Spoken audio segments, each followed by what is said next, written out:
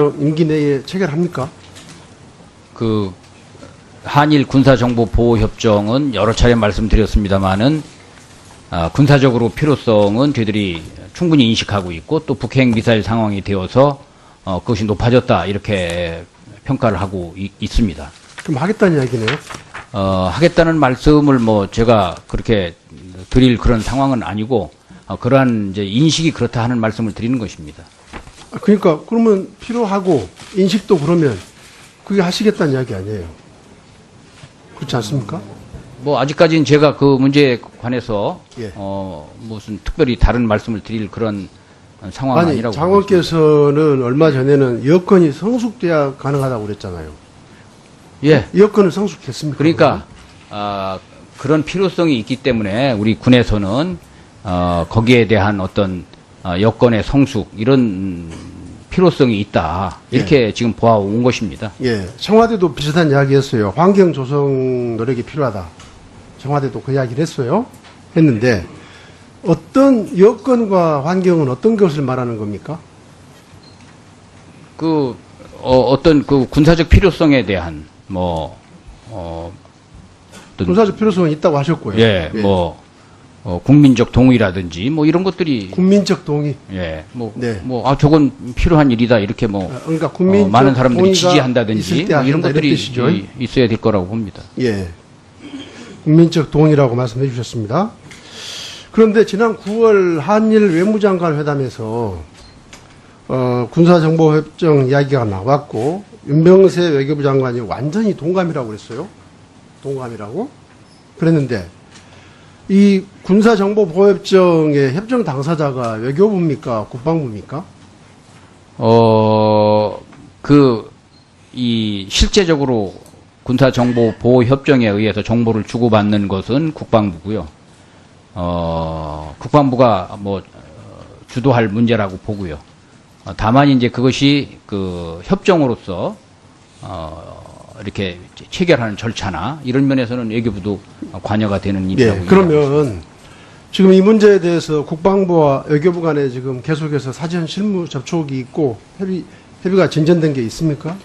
외교부와 그 문제에 관련해서 저희들이 특별히 이야기하고 있는 것은 없습니다. 없습니까? 예.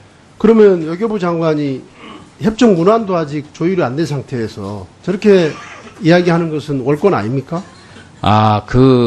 외교부 장관이 그렇게 말씀한 것은 아마도 잘 아시는 것처럼 2012년에 그 협정 문안이 다 서명 일보 직전에서 유보됐지 않았습니까? 그러니까 협정 문안은 특별히 더 무슨 검토를 그걸 기초로 해서 그렇게 말씀하지 않았나 싶습니다. 그래도 국방부 입장에서 다시 꼼꼼하게 살펴봐야 되는 거잖아요.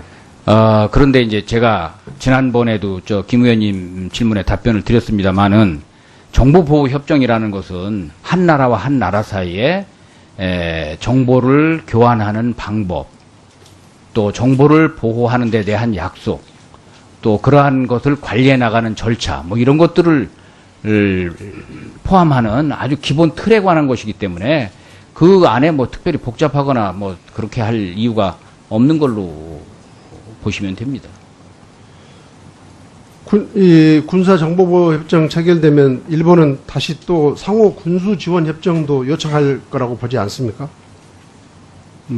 어떤 것이든 간에 저희들이 필요해서 시작하는 것이라고 저는 봅니다. 군사정보보호협정만 해도 우리나라가 89년도에 먼저 요청을 한 적이 시간이 정해져 있는 거니까 예. 과거 이야기는 하실 필요 없고요. 예. 제 질문에만 답해 보십시오. 상호 군수지원협정도 요구하겠죠? 일본이 협의하자고 할 수도 있겠죠. 있으리라고 봅니다. 그럼 우리도 예. 이것도 응합니까? 이것도 필요하니까?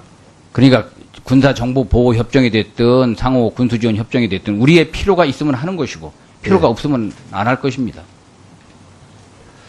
그렇게 되면 결국 일본 자유대의 한반도 진출길을 열어주는 거잖아요.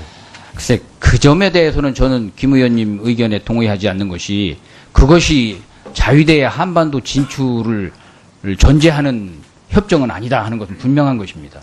아니 일본과 미국 간에 그렇게 되고 있지 않습니까? 예? 일본의 역대 수상들이 그런 이야기를 하고 있고 자유대 한반도 진출이라고 하는 것은 그러니까 그것은 별개의 분명하게 문제입니다. 그것만 하시죠. 예. 일본과 어떤 협정을 하더라도 자유대가 한반도에 진출할 여지는 절대 막겠다는 이야기죠. 그것은 그렇게 우리의 이해하면 되겠습니까? 당연히 그것은 우리 주권의 문제입니다. 그러니까 그렇게 예, 반드시 그 약속을 하셨습니다. 예, 예.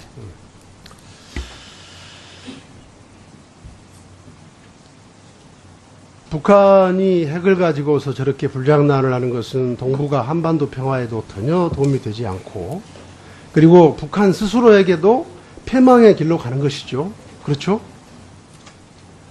그런데 일각에서 우리도 핵무장하자, 뭐 전술핵 배치하자는 주장이 나오고 있지 않습니까?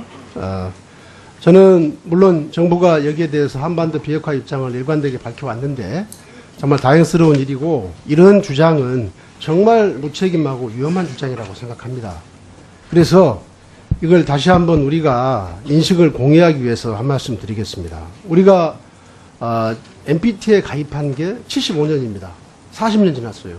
예? 92년 한반도 비핵화 선언을 한 것이 20년이 넘었습니다. 따라서 이것은 국제사회에 대한 우리의 약속이잖아요. 진보 보수 정권을 뛰어넘는 국제사회에 대한 일관된 약속이지 않습니까? 그렇죠? 한반도 비핵화. 예, 예. 근데 이것을 만약에 우리가 뒤집으면 이것은 국제사회에 대한 약속을 어긴 것이고, 대한민국은 국제사회에서 믿을 수 없는 나라로 전락하는 거 아닙니까? 그렇죠? 예? 예. 국제사회에서 신뢰만큼 중요한 게 없잖아요. 예? 그리고 우리가 NPT를 탈퇴하고 핵개발, 핵실험을 하게 된다고 하면 이것은 현재 북한이 받고 있는 것과 똑같은 국제사회의 비난과 제재를 우리가 감수해야 되는 거잖아요. 그렇죠? 예. 예. 그러면 중국, 러시아는 물론이고 미국이나 EU 입장에서도 대한민국 당연히 제재할 거 아닙니까? 그렇죠? 무역 제재부터 시작해서. 그러면 무역 의존도가 90%입니다. 그러면 그때 가서 우리가 수입하고 있는 식량이며 석유며 가스며 이런 것들이 봉쇄되면 대한민국 어떻게 되겠습니까? 저는요, 독자적인 핵무장론을 주장하는 사람들이 과연 여기까지 생각하면서 그런 주장을 하는 것인지 정말 대단히 무책임하고 위험한 주장이라고 생각하고 있습니다. 자, 우리가 실제로 핵무장을 하지 않더라도 말로서 핵무장론을 제기하는 것 자체가 국익에 엄청나게 손실이 되는 거예요. 예? 지금 일본은 핵 재처리 합니까? 안 합니까? 핵연료 재처리 하죠. 우라늄 예. 농축하죠. 예. 우리 할 수 뭐 있습니까? 제한된 없습니까? 범위 내에서 하는 걸로 알고 우리 있습니다. 재처리 우라늄 농축 합니까? 못 합니까? 우리도 현재는 안 하는 걸로 알고 있습니다. 안 하는 게 아니라 못 하잖아요. 미국의 반대 때문에. 왜 미국이 일본에는 재처리를 허용하면서 우리에게 재처리를 허용하지 않고 있습니까? 그 이유 뭔지 아세요? 예, 저는 박정희 정권 때, 박정희 정권 때 무슨 독자적으로 무슨 뭐 독자 국방, 자주 국방 한다고 해가지고 핵무기 개발하려고 한 적이 있었잖아요. 그래서 미국으로부터 지금도 우리가 의심받고, 그래서 재처리도 못하고 있는데 재처리 연구조차도 못하고 있어요. 이런 것을 알면서, 뻔히 알면서 우리가 독자적인 핵무장론을 이야기한다고 하는 것이 얼마나 국익에 손상을 주는 것입니까? 말로만 했는데도 그래서 이것은 말도 꺼내서는 안 된다는 이야기예요. 자, 이번에 일본의 핵전쟁 연구보고, 국방부가 영역한 그 보고서가 공개됐죠. 알고 계세요? 예, 뭐 제가 읽어보진 않았습니다만은 예. 여기서는 일본이 10년 안에 핵무장 할 거다. 그리고 중일 핵전쟁, 북일 핵전쟁 시나리오까지 언급을 하고 있어요. 만약 일본이 자위권적 차원에서 핵무장을 주장할 때 우리 정부는 어떻게 할 겁니까? 우리 정부 입장이 뭐예요? 뭐 제가 그 가정을 전제로 해서 정부의 입장을 지금 말씀드릴 수 있는 상황은 아니라고 봅니다. 아니, 그게 아니고 일본이 핵무장을 주장하는데 국방장관으로서 말을 못한다는 게 말이 됩니까? 단호히 반대해야 되는 거 아니에요? 단호히 반대. 일본의 핵무장에 대해서. 그렇지 않습니까? 그걸 지금 대한민국의 국방을 책임지고 있는 국방부 장관이 일본의 핵무장론에 대해서 그런 말씀을 못 하세요? 제가 의원님 말씀의 앞부분을 달리 이해해서 그런 답변을 드렸습니다. 저는 뭐 한반도를 포함한 전 세계가 비확산을 기본으로 하고 있기 때문에 핵확산이 되는 것은 바람직하지 않다, 그런 입장을 가지고 있습니다. 네, 김동철 의원님 수고하셨습니다. 다음은 존경하는 김학용 의원님 질의해 주시기 바랍니다. 네, 당신께 맞춥니다. 안성 출신 김학용 의원입니다. 이번 국정감사를 통해서 장관, 합참의장 그리고 각군 총장님들께서는 답변 때 하나같이 북한의 어떠한 도발에도 완벽한 대비 태세를 갖추고 있다고 연일 강조하셨습니다. 그러나 본 의원이 보기에 대한민국 국방은 핵심 2%가 부족한 것이 오늘날 현실이라고 생각을 합니다. 왜 2%가 부족한지 국방 실태에 대해서 말씀을 드리겠습니다. 한반도에서 전쟁이 발발하면 해구산을 비롯한 핵심 전력을 미국에 의존할 수밖에 없고, 이런 상황에서 물샐 틈 없는 찰떡 공조는 대단히 중요합니다. 그런데 솔직히 한미 간 공조의 인식에 차이가 있는 게 아닌지 우려가 됩니다. 그 이유를 말씀드리겠습니다. 미국은 북한 도발 시 한국에 대한 확고한 전쟁 의지를 확인하고 대북 경고 메시지를 보내는 차원에서 전략 무기를 전개하고 있습니다.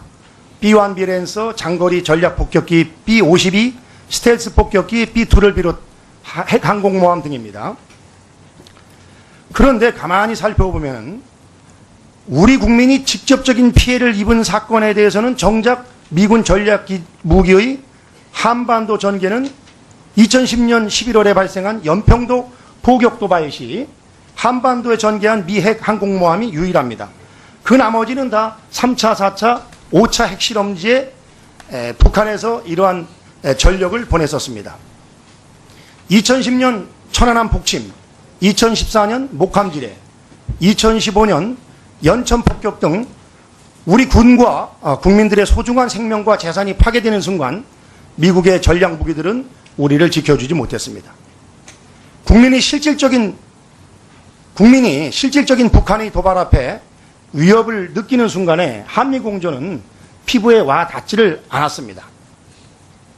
지난해 8월 북한의 비무장지대 목함지대 도발로 우리 군 하사 2명이 크게 다쳤을 때 장관께서 3차례나 전략무기 전개를 요청했지만 끝내 미국의 전략무기 투입은 없었습니다. 국방부가 밝힌 올해 한반도로 전개한 6번의 미국 전략무기 현황도 보면은 즉시 출동한 것이 아니라 시차를 두고 한국에 도착이 됐고, 또 지난번 B-1B 출격 경우에는 강풍을 이유로 또 하루 늦게 도착하는 그런 일도 있었습니다.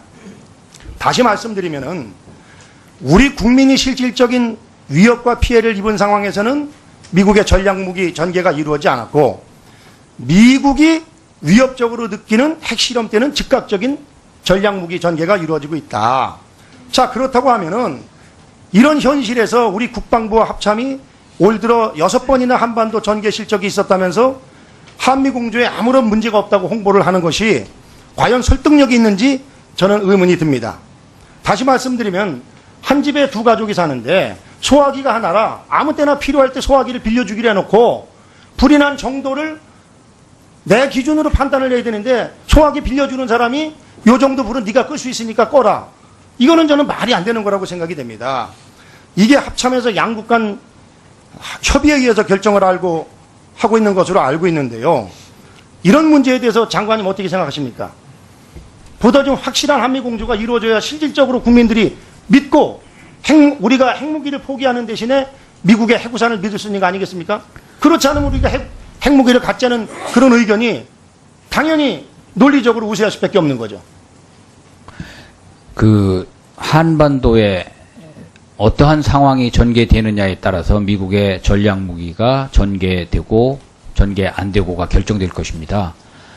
그래서 전략무기가 전개될 필요성이 있는 핵 또는 미사일의 그런 전략적 도발에는 이것이 하는 것이고, 아까 말씀하셨습니다만 무슨 DMZ에서의 총격전이라든지 목함지뢰라든지 또 서해 NLL 상에서의 피하 교전이라든지 이런 경우에는 굳이 전략무기를 전개할 필요성을 안 느끼면 안 하는 것입니다. 그런 차원에서 이해하시면 좋겠고요. 그 다음에 어떤 경우에도 우리가 대한 한미 상호 방위 조약에 의거한 미국의 대한 방위 공약 또 그를 뒷받침하는 한미 연합 방위 태세는 확고하게 유지되고 있다 하는 점을 말씀드립니다. 하여튼 국민들이 걱정이 없게끔 확실한 한미 공조에 더욱더 매진해 주시길 부탁을 드리겠습니다. 예, 알겠습니다. 자, 이 방위사업청 얘기인데요. 저는 개인적으로 다 방위사업은 육성해야 된다고 생각이 됩니다. 대한민국의 블루오션이니까요. 그러나 방산 비리는 근절해야 됩니다.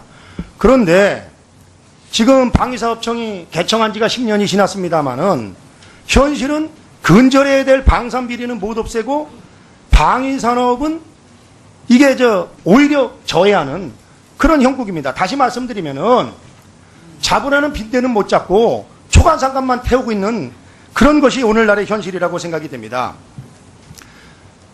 우리 방산 수출액이요, 2011년서부터 2014년까지 상승세를 타다가 작년에는 35억 4천만 달러로 한풀 꺾였고 방산 수출액도 최근 3년 동안 정체되고 있습니다.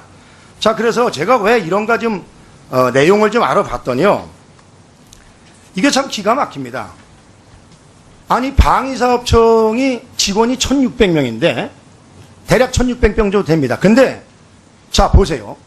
방사청 산하에 방위산업 감독관 4개과를 설치하면서 현지 검찰의 부장검사를 포함 검찰청과 감사원으로부터 감사 관련 파견 근무자 70명 감사 조직, 여기에 추가적으로 또 다른 감사관실 3개과 50명 배치, 감사원의 방위산업 비리 특별조사단, 서울중앙지검의 방위산업 전담수사부, 총 200명의 인력이 방위산업체를 이잡듯이 뒤지고 있습니다. 여기다 기무사를 포함하면 더합니다. 다시 말씀드리면 200명만 가지고서도 이게 뭐 북한의 5호 담당제식으로다가 8호 담당제입니다. 그런데도 불구하고 지금 계속 방위사업과 관련돼서 문제가 야기되고 있고 또 방위사업이 제대로 다 커나가지를 못하고 있습니다.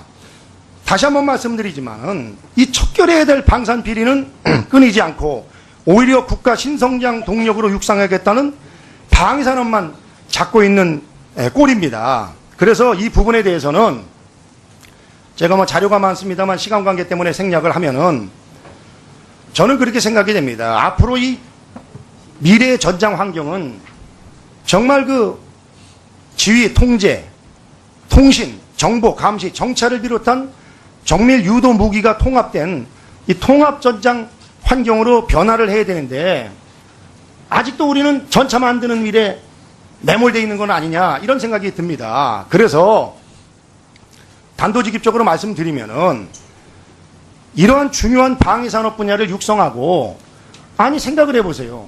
1600명인데 200명을 감시인력으로 두고 더군다나가 기무사를 포함하면은 이건 방위산업청이나 방위사업체에 근무하는 분들을 도둑으로 보고서 이거 감시하는 거지, 이런 속에서 어떻게 제대로다가 발전이 되겠습니까? 그래서 차제 지금 10년이 지났는데도 이 모양 이 꼴이니까 방위사업청을 해체하고 국방부 제2차관 제도를 도입을 해가지고 대한민국의 블루오션으로 방위산업을 육성하고 그리고 방산 비리를 근절해서 국민들로부터 신뢰받는 군을 만들어야 된다고 본의원은 생각하는데 장관님 어떻게 생각하십니까? 예, 의원님 뭐 충분히 그렇게 생각하실 수 있다고 봅니다. 다만 현재 그 방사청의 여러 가지 이 감사 또 검찰 또 수사 인력들이 많다라고 하는 부분은 그 방위사업 비리 척결 과정에서 우리가 불가피하게 이렇게 된 상황이라는 점을 말씀드리고, 죄송하지만 시간 때문에 예. 조금 있다가 같이 답변해 주기 바랍니다. 예. 지금 북한이 세계 3위의 생화학 무기 생산 능력을 갖추어서 정말 우리에게 대단히 위협적입니다. 그래서 우리 군의 화생방전 대비태세를 살펴봤더니 정말 기가 막힙니다. 이 K캠2라는 화학작용제 탐지 장비를 2003년도에 도입해서 군에서 운용을 하고 있는데 2003년도에는 영국제 핵심 부품을 영국제를 썼고 2005년도에 국산화해가지고 2006년부터 전력화했는데 지금 2006년도에 10년이 지나도록 한 번 점검도 안 하고 제대로다가 가동되는 게 하나가 없어요. 오늘 연합뉴스에도 나왔습니다만은 정말 이거 대단히 심각한 문제라고 생각이 됩니다. 그래서 2010년도에 새로 개발하려고 그 새로이 신형 화학 작용제 탐지 장비 개발을 추진을 했는데 이것도 다 지금 불합격을 맞고 그나마 한 군데에 주는 회사가 손들고 나가가지고 지금 사업이 무산이 되게 됐습니다. 다시 말씀드리면 우리 군 전체가 북한의 화생방 공격에 무방비로 이렇게 놓여 있습니다. 장관님 이 사업 어떻게 하실 겁니까? 아까 그거와 연관져서 두 가지 답변을 부탁드리겠습니다. 예. 이 방위사업 활성화, 또 그를 위한 방사청의 어떤 조직 개편, 이 문제는 여러 가지 연구 결과가 있고 오랫동안 연구해왔고 대안들이 몇 가지 옵션이 있습니다.